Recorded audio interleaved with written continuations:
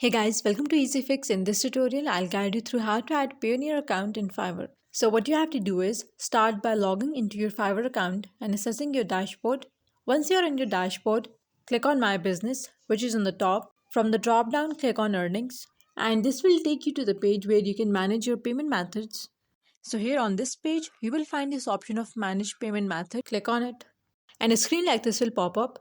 So click on add a new payment method. For that, first you have to verify that it's you.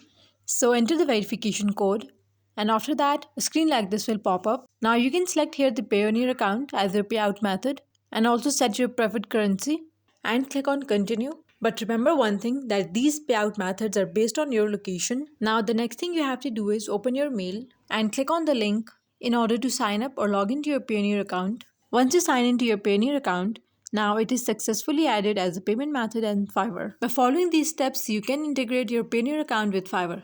That's all for today's video. Thanks for watching.